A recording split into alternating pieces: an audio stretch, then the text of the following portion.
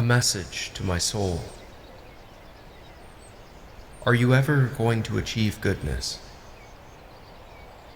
Are you ever going to be simple, whole, and naked, as plain to see as the body that contains you?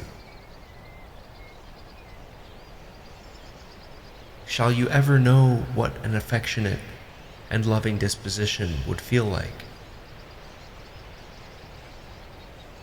Shall you ever be fulfilled?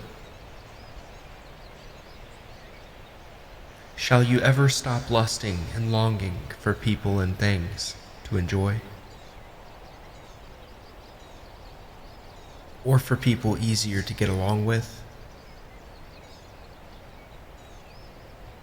Instead, be satisfied with what you have and accept the present. All of it. The mind is the ruler of the soul.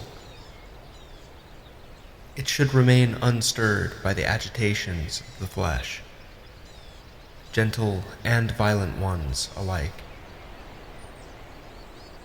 not mingling with them, but fencing itself off and keeping those feelings in their place. When they make their way into your thoughts, through the sympathetic link between mind and body, don't try to resist the sensations. The sensations are natural, but don't let the mind start with judgments, calling this good and that bad.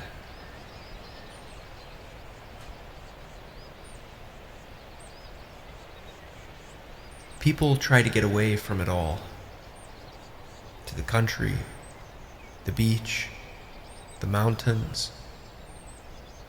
But you can get away from it any time you like, by going within. Nowhere you can go is more peaceful, more free of interruptions than your own soul.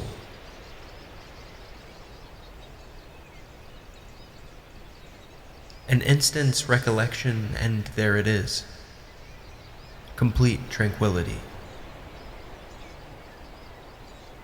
So continue getting away from it all, like that. Renew yourself, but keep it brief and basic. A quick visit should be enough to ward off all that grieves you, and send you back ready to face what awaits you.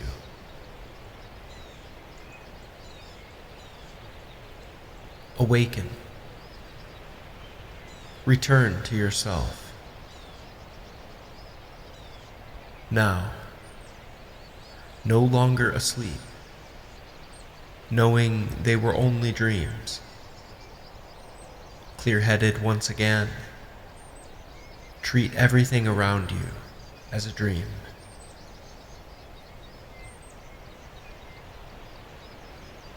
The Spirit God gave each of us to lead and guide us is a fragment of Himself. It is our mind, our logos. Everything derives from it that universal mind. Focus on the source that all things spring from.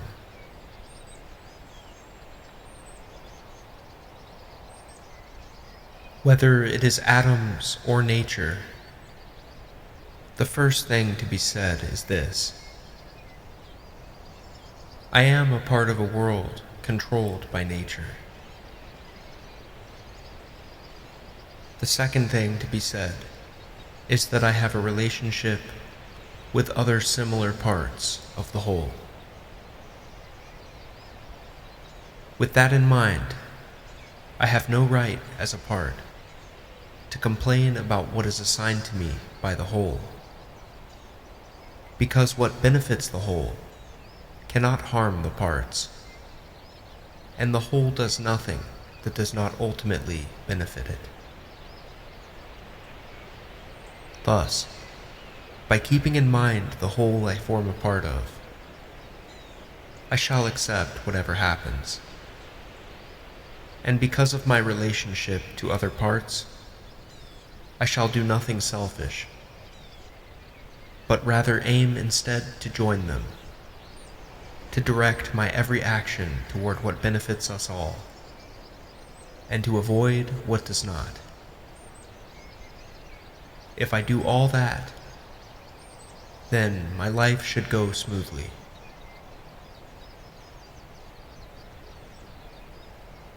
If anyone can refute me, show me I am making a mistake or looking at things from the wrong perspective, I will gladly change. It is the truth I'm after, and the truth never harmed anyone. What harms us is to persist in self-deceit and ignorance. The world's intelligence is not selfish. It created lower things for the sake of higher ones, and attuned the higher ones to one another. Look how it subordinates, how it connects, how it assigns each thing what it deserves, and brings the better things into alignment ultimately. To move from one unselfish action to the next, with God in mind, that is where delight and stillness are found.